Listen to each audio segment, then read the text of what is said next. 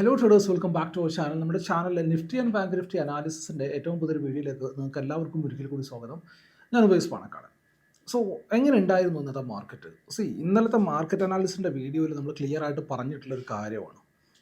നമ്മുടെ മാർക്കറ്റ് വന്ന് ഒരു ഓഫ് കോഴ്സ് നമ്മൾ പറയുകയാണെന്നുണ്ടെങ്കിൽ നമുക്കിപ്പം NSE എന്നുള്ള അല്ലെങ്കിൽ നമ്മൾ പ്രോപ്പറായിട്ട് നോക്കുന്ന ഡാറ്റാസ് വെച്ച് നോക്കുകയാണെന്നുണ്ടെങ്കിൽ സ്റ്റാറ്റിറ്റിക്കലി പറയുകയാണെന്നുണ്ടെങ്കിൽ മാർക്കറ്റിൻ്റെ ട്രെൻഡ് അല്ലെങ്കിൽ മാർക്കറ്റിൻ്റെ ഒരു റിതം എന്ന് പറയുന്നത് സിമ്പിളായിട്ട് പറയുകയാണെന്നുണ്ടെങ്കിൽ ഒരു 60 ദിവസം സൈഡ് വേസും ബാക്കി 30 ദിവസം 40 ദിവസം ട്രെൻഡിങ് എന്നുള്ളതൊക്കെയാണ്. അതായത് 60 ദിവസം സൈഡ് വേസ് വോളറ്റൈലിറ്റി ആയിട്ട് പോകും ആൻഡ് ബാക്കിയുള്ള 40 ദിവസം 30 ദിവസമൊക്കെയാണ് ട്രെൻഡിങ് എന്ന് പറയുന്നത്.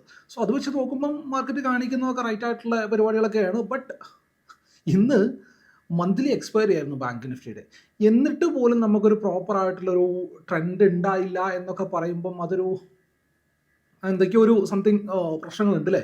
And when it comes to നിഫ്റ്റിയുടെ ഇപ്പോൾ നാളെ നമ്മൾ നിഫ്റ്റിയുടെ എക്സ്പയറി ആണ്. നിഫ്റ്റിയിലേക്ക് നോക്കുകയാണെന്നുണ്ടെങ്കിൽ ഇന്നിപ്പോൾ വൈകുന്നേരത്തെ ഒരു ക്യാൻഡിൽ ഉണ്ടാക്കി വെച്ചിട്ടുണ്ട്. 3 മണിക്ക് ശേഷമുള്ള ഒരു ക്യാൻഡിലാണത്. സോ ആ ക്യാൻഡിലൊക്കെ ആരൊക്കെ ട്രേഡ് എടുത്തിട്ടുണ്ടെന്നൊന്നും എനിക്കറിയില്ല. ബട്ട് താഴത്തേക്ക് ഇന്നത്തെ ലൈവ് മാർക്കറ്റ് ലെവൽസ് നോക്കുകയാണെന്നുണ്ടെങ്കിൽ ലൈവ് മാർക്കറ്റിൽ ഞാൻ തന്നിട്ടുള്ള ലെവൽസിൽ നിഫ്റ്റിയാണ് ആക്റ്റീവ് ആയിട്ടുള്ളത്. അതിനകത്ത് ചെറിയൊരു പ്രോഫിറ്റ് വന്നിട്ടുണ്ട്. ഇൻഫാക്ട് അത് ലോസ് ഉണ്ടാക്കാനുള്ള സാധ്യതയില്ല. കാരണം ആ പ്രൈസ് തിരിയാൻ പോവുകയാണെന്ന് തുടങ്ങുന്ന സമയത്ത് തോന്നിയ സമയത്ത് തന്നെ ഇൻഫാക്ട് ആ സെയിം പോയിന്റ് തന്നെ ഞാൻ അവിടെ മെസ്സേജ് അയച്ചിട്ടുണ്ടായിരുന്നു. അവിടുന്ന് എനിക്ക് തോന്നുന്നു 2-3 മിനിറ്റ് മാത്രം മാർക്കറ്റ് പിന്നെ അവിടെ നിന്നിട്ടുള്ളൂ. പിന്നെ അവിടുന്ന് പയ്യെ അങ്ങോട്ട് 2-3 ക്യാൻഡിലും കണ്ട് അവിടെ നിന്നിട്ടുള്ളൂ. പിന്നെ അവിടുന്ന് അങ്ങോട്ട് പയ്യെ അങ്ങോട്ട് കയറിപ്പോയി. ആ ലാസ്റ്റ് വെച്ചിട്ട് നല്ലൊരു മൂവും കാണിച്ചു എന്നുള്ളതാണ്. അതിൻ്റെ പ്രീമിയം എത്ര കയറിയിട്ടുണ്ട് ഇങ്ങനെയുള്ള കാര്യങ്ങളൊന്നും ഞാൻ നോക്കിയിട്ടില്ല. കാരണം ഞാനൊന്നും മാർക്കറ്റിൻ്റെ ഭാഗത്തേക്ക് നോക്കിയിട്ടില്ല എന്നുള്ളതാണ് റിയാലിറ്റി. ചാർട്ട് ഇവിടെ ഇങ്ങനെ സൈഡിൽ കിടക്കുന്നുണ്ട്. ഇടയ്ക്കിടയ്ക്ക് അതിനകത്ത് ഇങ്ങോട്ട് നോക്കും. ഇപ്പോൾ കിടക്കുന്നത് ഇൻഫാക്ട് നമ്മുടെ യൂറോ USDയുടെ ചാർട്ടാണ്. യൂറോ USDയുടെ ട്രേഡ് ആരെങ്കിലും എടുത്തിട്ടുണ്ടെന്നുണ്ടെങ്കിൽ ഹോൾഡ് ചെയ്യാൻ പറ്റുന്നൊരു ട്രേഡാണ്. ചെറിയൊരു SL വരുന്നുള്ളൂ, വളരെ ചെറിയൊരു SL ആണ്. ആൻഡ് യൂറോ USD അത്ര ഭയങ്കര മൂവ്മെൻ്റ് ഉള്ള പെയറൊന്നുമല്ല. അപ്പോൾ നിങ്ങൾ ഉദ്ദേശിക്കുന്നത് പോലെ ബ്ലാസ്റ്റ് ആയിട്ടുള്ള മൂവ്മെൻറ്റുകൾ അതിനകത്ത് നിങ്ങൾക്ക് കാണാൻ പറ്റില്ല. സോ പേഷ്യൻ്റായിട്ട് വെയിറ്റ് ചെയ്യാൻ വേണ്ടി വരും. ആൻഡ് ഇൻഫാക്ട് നോക്കുകയാണെന്നുണ്ടെങ്കിൽ ഞാൻ അതിനകത്തൊരു സ്റ്റാൻഡേർഡ് ലോട്ടിലാണ് ട്രേഡ് ചെയ്തേക്കുന്നത്. ഒരു $1,000+ ഞാൻ അതിനകത്ത് പ്രോഫിറ്റ് ആയിട്ട് വെച്ചിട്ടുള്ളത്. എനിക്ക് തോന്നുന്നൊരു 120-130 പോയിന്റ്സ് കണ്ടാണ് ഞാൻ ഡോളേഴ്സാണ് ഞാൻ SL ആയിട്ട് കീപ്പ് ചെയ്തേക്കുന്നത്. അതിനകത്ത് ഫൈൻ, നല്ലൊരു ടാർഗറ്റുള്ള സ്പേസ് ഉണ്ട്, ടൈമും ഉണ്ട് നമ്മളുടെ കയ്യിൽ. So let it be, market work ആവട്ടെ. ലൈക്ക് നമ്മളുടെ സൈക്കോളജി ഒക്കെ ഡെവലപ്പ് ചെയ്യാനായിട്ട് നമുക്ക് നല്ല രീതിയിൽ ഫോറക്സ് ട്രേഡിങ് യൂസ് ചെയ്യാൻ പറ്റുന്നുള്ള റിയാലിറ്റിയാണ്. കാരണം അവിടെ നമ്മളുടെ മിസ്റ്റേക്ക്, അതായത് നമ്മുടെ അനാലിസിസിൻ്റെ മിസ്റ്റേക്ക് കൊണ്ട് മാത്രമേ നമുക്ക് SL വരുള്ളൂ എന്നുള്ളതാണ് റിയാലിറ്റി. ഇന്ത്യൻ മാർക്കറ്റിൽ നോക്കുകയാണെന്നുണ്ടെങ്കിൽ പ്രീമിയം DKയും അതും ഇതും മറ്റതും മറിച്ചതും ബിക്സും അതും ഇതും എല്ലാം കൂടെ ആയിട്ട് SL വരുന്ന വഴി കാണുക എന്നുള്ളതാണ്. ഇവിടെ അങ്ങനത്തെ ഒരു സീനില്ല.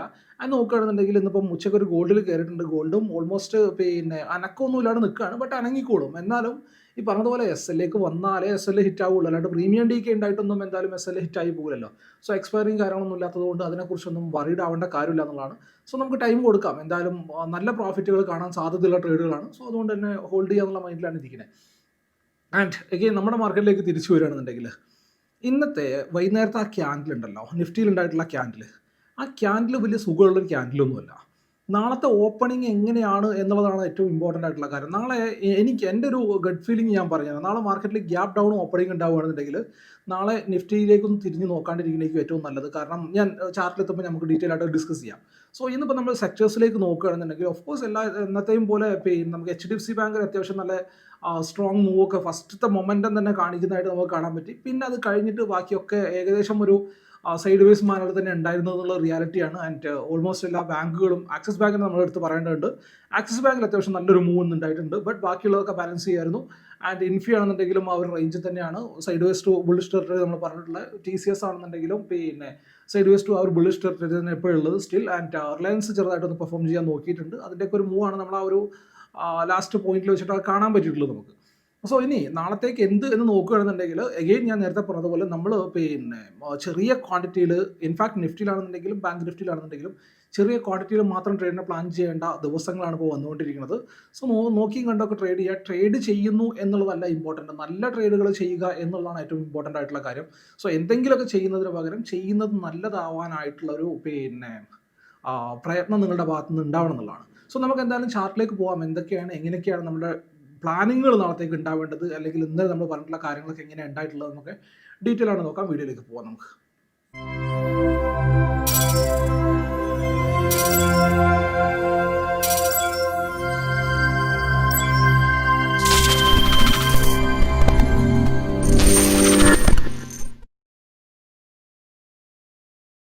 ഓക്കെ, ഞാനിപ്പോൾ ഉള്ളത് നിഫ്റ്റിയുടെ ചാർട്ടിലാണ്. നമ്മളുടെ ഇന്നലത്തെ അനാലിസിസ് ഉണ്ടായിരുന്ന ഈ ഒരു റേഞ്ച് ആയിരുന്നു. ഈ ഒരു റേഞ്ചിന്റെ താഴെ പ്രോപ്പറായിട്ട് ഒരു ക്യാൻഡിൽ ക്ലോസ് കിട്ടുകയാണെന്നുണ്ടെങ്കിൽ അതിന്റെ താഴത്തേക്ക് മാർക്കറ്റ് വരികയാണെന്നുണ്ടെങ്കിൽ എന്നുള്ളതായിരുന്നു നമ്മുടെ ഇന്നലത്തെ അനാലിസിസ് ഉണ്ടായിരുന്നത്.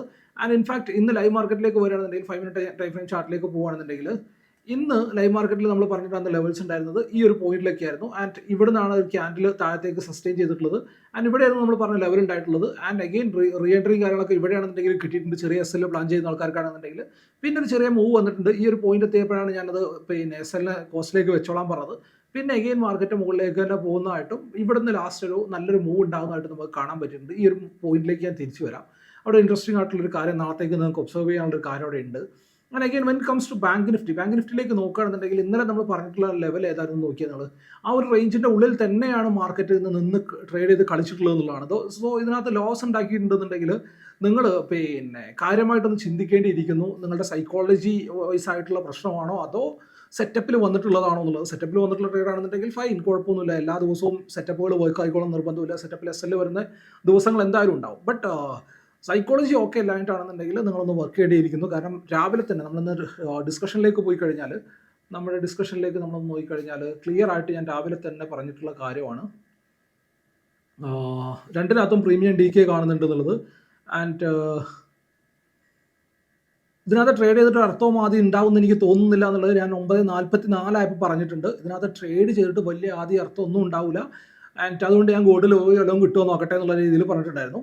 ആൻഡ് അത് കഴിഞ്ഞിട്ട് വീണ്ടും 49 ആയപ്പോൾ എഗെയിൻ ഞാൻ മെസ്സേജ് അയച്ചിട്ടുണ്ട്. പിന്നെ 2:30 ശേഷം 2 മണിക്ക് ശേഷമാണ് മൊമെൻറ്റം ഉണ്ടാവുക. മന്ത്ലി എക്സ്പയറി ആകുമ്പോൾ ഉണ്ടാവുകയാണെങ്കിൽ തന്നെ ആ ഒരു സമയത്ത് ഉണ്ടാവുള്ളൂ എന്നുള്ളത്. ആൻഡ് 9:52 ആയപ്പോഴാണ് ഞാൻ ലെവൽ അപ്ഡേറ്റ് ചെയ്തിട്ടുള്ളത്. ഈ ഒരു ലെവലിൻ്റെ താഴത്തേക്കായിരിക്കും ട്രേഡ് ഉണ്ടാവുക എന്നുള്ളത്. താഴത്തേക്കുള്ള ലെവൽ മാത്രമേ ഞാൻ അപ്ഡേറ്റ് ചെയ്തിട്ടുള്ളൂ. ഷോർട്ട് ട്രേഡിനെ കുറിച്ച് മാത്രമേ ഞാൻ പറഞ്ഞിട്ടുള്ളൂ. ലോങ് ട്രേഡിനെ കുറിച്ച് ഞാൻ ആ ഒരു പോയിന്റിൽ പോലും ഞാൻ അപ്ഡേറ്റ് ചെയ്തിട്ടില്ല എന്നുള്ളതാണ്. ആൻഡ് അഗെയിൻ യൂറോ USD ചാർട്ടും ഞാൻ അയച്ചു തന്നിട്ടുണ്ട്. ആൻഡ് അഗെയിൻ ഇവിടെ നോക്കുകയാണെന്നുണ്ടെങ്കിൽ 11:54 11:55 ആയപ്പോഴാണ് എസ് എല്ലിനെ കോസ്റ്റിലേക്ക് വെക്കാൻ പറയുന്നത്. 11:55 നിഫ്റ്റിയുടെ കേസിലാണ് സംഭവിച്ചിട്ടുള്ളത്. ആൻഡ് ബാങ്ക് നിഫ്റ്റിയുടെ കേസിൽ നമ്മൾ പറഞ്ഞ ഒരു ലെവലിൻ്റെ താഴത്തേക്ക് മാർക്കറ്റ് വന്നിട്ടില്ല. അതുകൊണ്ടാണ് ഞാൻ ആ ഭാഗത്തേക്ക് പോവാത്തത്. 11:50 കഴിഞ്ഞ് ഇവിടെ ഈ ഒരു ഹാമർ ക്യാൻഡിൽ ഉണ്ടാക്കുന്ന ആ ഒരു പോയിന്റ് വെച്ചിട്ടാണ് ഞാൻ നിങ്ങളുടെ അത് പറയുന്നത്. ഈ ഒരു ഹാമർ ക്യാൻഡിൽ ഉണ്ടായതിനു ശേഷമാണ് ഞാനത് പറയുന്നത് എസ് എൽ കോസ്റ്റിലേക്ക് വെച്ചോളാൻ. ആൻഡ് അത് കഴിഞ്ഞിട്ട് മാർക്കറ്റ് മുകളിലേക്ക് തന്നെയായിരുന്നു മാർക്കറ്റിൻ്റെ മൂവ് ഉണ്ടായിരുന്നത്. കാരണം ആ കഴിഞ്ഞിട്ട് മാർക്കറ്റ് താഴത്തേക്ക് വരുന്നതായിട്ട് നമുക്ക് കാണാൻ പറ്റിയിട്ടില്ല എന്നുള്ളതാണ് reality. And again 15 minute time frame ചാർട്ടിലേക്ക് പോകുകയാണെന്നുണ്ടെങ്കിൽ അഗെയിൻ എനിക്ക് നിങ്ങളടുത്ത് പറയാനുള്ള കാര്യം എന്താണെന്ന് വെച്ചാൽ നമുക്കിവിടെ സിമ്പിളായിട്ട് കാണാൻ പറ്റുന്ന ഒരു കാര്യം എന്താണ്, മാർക്കറ്റ് ഈ ഒരു പോയിന്റിനെ റെസ്പെക്ട് ചെയ്യാനായിട്ട് ശ്രമിക്കുന്നതായിട്ട് നമുക്ക് കാണാൻ പറ്റുന്നുണ്ട് അല്ലേ. എഗെയിൻ ആൻഡ് അഗെയിൻ ഈ ഒരു പോയിന്റിനെ റെസ്പെക്ട് ചെയ്യാനായിട്ട് ശ്രമിക്കുന്നതായിട്ട് നമുക്ക് കാണാൻ പറ്റുന്നുണ്ട്. ആൻഡ് അഗെയിൻ ഇവിടുന്ന് ചെറിയൊരു പുൾ ബാക്ക് കൂടി മാർക്കറ്റ് തന്നിട്ടുമുണ്ട്.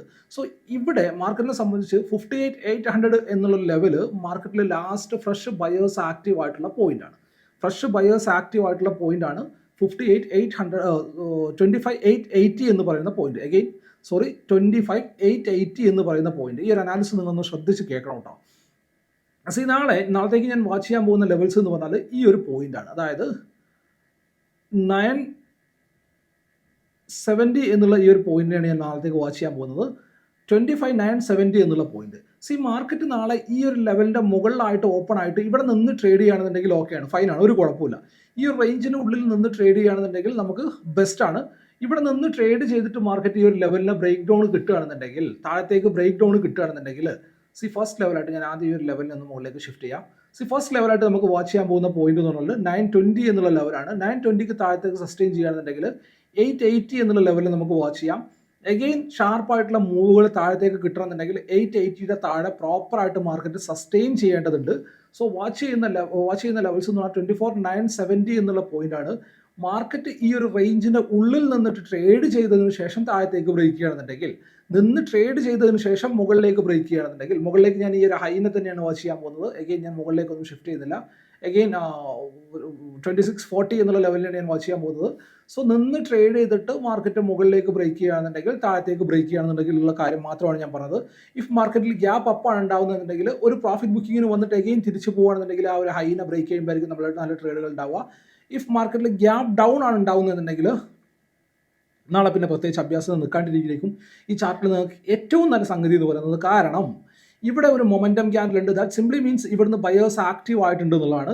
സോ നാളെ ബയേഴ്സ് അതിൽ പാനിക് ആവേണ്ട കാര്യമൊന്നുമില്ല. ഇവിടുന്ന് ഇപ്പം ഈ ഒരു പോയിന്റ് നിന്ന് അവർ PE സെല്ല് ചെയ്തിട്ടുള്ളത്, അവർ PE സെല്ല് ചെയ്തിട്ടുള്ളത് ലെറ്റ്സ് സേ 100 രൂപക്കാണെന്ന് വെക്കുക. 100 രൂപയൊന്നും എന്തായാലും ഉണ്ടാവില്ല. 100 രൂപ ഞാനൊരു റൗണ്ട് നമ്പർ ഉദാഹരണത്തിന് എടുത്താണ്. ഇവിടുന്ന് അത് സെല് ചെയ്തിട്ടുള്ള 100 രൂപക്കാണെന്നുണ്ടെങ്കിൽ ലെറ്റ്സ് അസ്യൂം മാർക്കറ്റ് നാളെ ഈ ഒരു പോയിന്റിൽ ഓപ്പൺ ആവുകയാണെന്നുണ്ടെങ്കിലും അവർക്ക് വലിയ പാനിക്നെസ് ഒന്നും വരില്ല. നാളെ നിഫ്റ്റിയുടെ എക്സ്പയറി ആണ്. മാർക്കറ്റ് ഈ ഒരു റേഞ്ചിൽ കടന്ന് കളിച്ചാലും പ്രത്യേകിച്ച് ഒരു അഭ്യാസവും പ്രത്യേകിച്ച് ഒരു സംഗതിയും അവർക്ക് വരാൻ പോകുന്നില്ല. But at the same time ഇത് 26,000 എന്നുള്ള റൗണ്ട് നമ്പറാണ്. ഇവിടെ വെച്ചിട്ട് ന്യൂ സെല്ലേഴ്സും കൂടി ആക്റ്റീവ് ആയി കഴിഞ്ഞാൽ, ഇവിടെ ന്യൂ ബയേഴ്സും കൂടി വന്നു കഴിഞ്ഞാൽ മാർക്കറ്റ് ഈ ഒരു റേഞ്ചിനെ ഐഡന്റിഫൈ ചെയ്തതിൻ്റെ ഉള്ളിൽ സൈഡ് വേസ് മൊമെന്റം കാണിക്കാനുള്ള സാധ്യത ഈസ് പ്രിറ്റി ഹൈ. അതുകൊണ്ട് തന്നെ ഓവർ അഗ്രസീവ് ആയിട്ടുള്ള ട്രേഡുകളെ പ്ലാൻ ചെയ്യാണ്ടിരിക്കുക എന്നുള്ളതാണ് നമുക്ക് ചെയ്യാൻ പറ്റുന്ന ഏറ്റവും നല്ല പരിപാടി എന്ന് പറയുന്നത്. നല്ല ട്രേഡുകൾ ഉണ്ടാവുക ഈ ഒരു റേഞ്ചിൻ്റെ ഉള്ളിൽ മാർക്കറ്റ് നിന്ന് ട്രേഡ് ചെയ്തതിന് ശേഷം, കുറച്ച് സമയം നിന്ന് ട്രേഡ് ചെയ്തതിന് ശേഷം താഴത്തേക്കോ മുകളിലേക്കോ ബ്രേക്ക് ചെയ്യുകയാണെന്നുണ്ടെങ്കിൽ, ഇനിഷ്യലി ബ്രേക്ക് ചെയ്യുന്ന കാര്യമല്ല പറയുന്നത്, നിന്ന് ട്രേഡ് ചെയ്തതിന് ശേഷം താഴത്തേക്കോ മുകളിലേക്കോ ബ്രേക്ക് ചെയ്യുകയാണെന്നുണ്ടെങ്കിൽ, അഗെയിൻ പറയാനുള്ള കേസ് ഇത്ര മാത്രമേ ഉള്ളൂ, നിന്ന് ട്രേഡ് ചെയ്തിട്ട് ബ്രേക്ക് ചെയ്യുകയാണെന്നുണ്ടെങ്കിൽ. വാട്ട് ഇഫ് മാർക്കറ്റിൽ നാളെ gap up and gap down നമ്മൾ പറഞ്ഞു. ആൻഡ് ഇനി എന്താണ് നിഫ്റ്റി ബാങ്കിൽ നമ്മൾ നാളത്തേക്ക് വാച്ച് ചെയ്യേണ്ട പോയിന്റ്സ് എന്ന് പറഞ്ഞാൽ, നിഫ്റ്റി ബാങ്കിലേക്ക് ഞാൻ അത്യാവശ്യം വേറെ അഭ്യാസമൊന്നും നിൽക്കുന്നില്ല. ഞാൻ നാളത്തേക്ക് വാച്ച് ചെയ്യാൻ പോകുന്നത് ഇന്നലെ നമ്മൾ പറഞ്ഞിട്ടുള്ള സെയിം ലെവലാണ്, 53,950 എന്നുള്ള ലെവലാണ്. അപ്പർ സൈഡ് ഞാൻ വാച്ച് ചെയ്യാൻ പോകുന്നത് 54,200 എന്നുള്ള ഈ ഒരു റേഞ്ചിനെ കൂടിയാണ്. ഈ രണ്ട് റേഞ്ചിനെ വാച്ച് ചെയ്യുക. ഇതിൻ്റെ താഴെ മുകളിലായിട്ടായിരിക്കും നമുക്ക് ക്ലിയർ ട്രേഡുകൾ കിട്ടുകയുള്ളൂ എന്നുള്ളതാണ്. Again gap up or gap down ഉണ്ടാവുകയാണെന്നുണ്ടെങ്കിൽ വെയിറ്റ് ചെയ്യുക. ഇന്ന് ഗ്യാപ്പ് ഡൗൺ ആയിട്ട് മാർക്കറ്റിൽ എന്താ സിനാരിയോ ഉണ്ടായിട്ടുള്ളത് നിങ്ങൾ കണ്ടിട്ടുള്ളതാണ്. ഗ്യാപ്പ് ഡൗൺ ആണെന്നുണ്ടെങ്കിലും ഒന്ന് വെയിറ്റ് ചെയ്യുക. ഒരു പ്രൈസ് ആക്ഷനോ കാര്യങ്ങളൊക്കെ ഉണ്ടാക്കുകയാണെന്നുണ്ടെങ്കിൽ ഒന്ന് താഴത്തേക്ക് വന്ന് ഒരു പുൾ ബാക്ക് നിന്ന് എഗെയിൻ അതിനെ ബ്രേക്ക് ചെയ്യുകയാണെന്നുണ്ടെങ്കിൽ അറ്റ് ദ സെയിം ടൈം നിങ്ങൾ വാച്ച് ചെയ്യേണ്ടത് നിഫ്റ്റി ബാങ്കിനെയും കൂടിയാണ്. രണ്ടും ഒരുമിച്ചൊക്കെ ബ്രേക്ക് ഡൗണോ കാര്യങ്ങളൊക്കെ കിട്ടുകയാണെന്നുണ്ടെങ്കിൽ നമുക്കൊരു ട്രേഡിനൊക്കെ അവിടെ നിന്ന് പ്ലാൻ ചെയ്യാൻ പറ്റുന്നതാണ്. ആ ഒരു ലെവലിനെയും കൂടെ പ്രോപ്പറായിട്ട് വാച്ച് ചെയ്യാവുന്നതാണ്. ആൻഡ് ഹെവി വെയിറ്റ് സ്റ്റോക്കുകളിലേക്ക് പോകുകയാണെന്നുണ്ടെങ്കിൽ HDFC ബാങ്കിലേക്ക് വരികയാണെന്നുണ്ടെങ്കിൽ HDFC ബാങ്കിൽ ഒരു ഇൻട്രസ്റ്റിംഗ് ആയിട്ടുള്ള കാര്യം ഇവിടെ നടക്കുന്നുണ്ട്. ഈ ഒരു ലെവൽ 1775 എന്നുള്ളത് of course all time high കൂടിയാണ്. ആൻഡ് ഈ ഒരു ലെവലിൻ്റെ താഴെ വന്നു കഴിഞ്ഞാൽ ചെറിയൊരു പ്രോഫിറ്റ് ബുക്കിംഗ് ഉണ്ടാവാൻ സാധ്യതയുണ്ട്. ആ ഒരു ലെവലിനെ വാച്ച് ചെയ്യുക. മേജർ ഡൗൺ സൈഡിലേക്കുള്ള മൊമെൻ്റ് ഉണ്ടാകുന്നുണ്ടെങ്കിൽ 1760 എന്നുള്ള ലെവലിൻ്റെ താഴെ പ്രോപ്പറായിട്ട് മാർക്കറ്റ് സസ്റ്റെയിൻ ചെയ്യേണ്ടതുണ്ട് എന്നുള്ളതാണ്. ആൻഡ് ICICI ബാങ്കിലേക്ക് വരികയാണെന്നുണ്ടെങ്കിൽ അഗെയിൻ നമ്മൾ വാച്ച് ചെയ്യേണ്ടത് ഈ ഒരു ഹയസ്റ്റ് പോയിന്റിനെ തന്നെയാണ്. അഗെയിൻ 1328 എന്നുള്ള പോയിന്റാണ് ഞാൻ വാച്ച് ചെയ്യാൻ പോകുന്നത്. 1328ൻ്റെ മുകളിലേക്ക് പോയി കഴിഞ്ഞാൽ ചെറിയൊരു മൊമെന്റം ഉണ്ടാവാൻ സാധ്യതയുണ്ട്. കൊട്ടക് മഹീന്ദ്ര ബാങ്കിലേക്ക് വരികയാണെന്നുണ്ടെങ്കിൽ അഗെയിൻ 1904 എന്നുള്ള ലെവൽ, ഇന്നലെ നമ്മൾ പറഞ്ഞിട്ടുള്ള ലെവലിനാണ് 0405 എന്നുള്ള. ആ ഒരു ലെവലിൽ തന്നെയാണ് ഞാൻ വാച്ച് ചെയ്യാൻ പോകുന്നത്. ആക്സിസ് ബാങ്കിലേക്ക് വരികയാണെന്നുണ്ടെങ്കിൽ നമ്മൾ ഇന്നലെ പറഞ്ഞ ലെവൽ ഇതായിരുന്നു. അതിൻ്റെ മുകളിലേക്ക് ഷാർപ്പായിട്ട് ഒരു മൊമെന്റം നമുക്ക് കാണാൻ പറ്റിയിട്ടുണ്ട്. ആസ് ഓഫ് നോ നമുക്ക് വാച്ച് ചെയ്യാൻ പറ്റുന്ന പോയിന്റ് എന്ന് പറഞ്ഞാൽ ഇവിടെ 1255 എന്നുള്ള പോയിന്റാണ്. 1255 നമുക്ക് വാച്ച് ചെയ്യാം. 1255 താഴെ വന്നാൽ മാത്രമേ ചെറിയൊരു മൊമെന്റം താഴത്തേക്ക് കാണിക്കുകയുള്ളൂ. ഇൻഫിൽ നോക്കുകയാണെന്നുണ്ടെങ്കിൽ പ്രത്യേകിച്ച് പറയാനൊന്നുമില്ല. 1910 and on the lower side 1680 നമ്മൾ ഇന്നലെ പറഞ്ഞിട്ടില്ലായിരുന്നു ഇതാണ് മാർക്കറ്റിന് സപ്പോർട്ടായിട്ട് ആക്ട് ചെയ്യാനുള്ള സാധ്യതയുള്ള പോയിന്റ് എന്നുള്ളത്. ഇതിനെ നമുക്ക് താഴത്തേക്ക് വരച്ച് വെക്കാം. 78 എന്നുള്ള ലെവലിൽ നമുക്ക് വാച്ച് ചെയ്യാം. ആൻഡ് TCSലേക്ക് വരികയാണെന്നുണ്ടെങ്കിൽ അഗെയിൻ 4300 താഴെയാണെന്നുണ്ടെങ്കിൽ സൈഡ് വേസ് ടു നെഗറ്റീവ് എന്നുള്ള സെന്റിമെന്റ്സ് തന്നെ ആയിരിക്കും ഉണ്ടാവുക.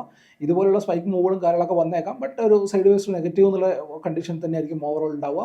അഗെയിൻ നമ്മൾ ഇന്നലെ പറഞ്ഞിട്ടുള്ള ലെവൽ തന്നെയാണ് 2980 താഴെ വന്നു കഴിഞ്ഞാൽ ചെറിയൊരു വീക്ക്നെസ് അഗെയിൻ നമുക്ക് കാണാൻ സാധ്യതയുണ്ട്. ആ ഒരു ലെവലിനെ നമുക്ക് പ്രോപ്പറായിട്ട് വാച്ച് ചെയ്യാവുന്നതാണ്. അനാലിസും കാര്യങ്ങളൊക്കെ നിങ്ങൾക്ക് എല്ലാവർക്കും വ്യക്തമായിട്ട് മനസ്സിലായിട്ടുണ്ട് എന്ന് വിശ്വസിക്കുകയാണ്. വീഡിയോ നിങ്ങൾക്ക് യൂസ്ഫുൾ ആയിട്ടുണ്ടെന്ന് വിശ്വസിക്കുകയാണ്. എൻ്റെ വീഡിയോക്ക് മറക്കാതെ ലൈക്ക് ചെയ്യുക. നിങ്ങളുടെ അഭിപ്രായങ്ങളും നിർദ്ദേശങ്ങളും താഴെ കമന്റ് ബോക്സിൽ രേഖപ്പെടുത്തുക. അപ്പോൾ ഇതുപോലുള്ള യൂസ്ഫുൾ ആയിട്ടുള്ള വീഡിയോസുമായിട്ട് അടുത്ത ദിവസങ്ങളിൽ വീണ്ടും കാണാം. ബൈ.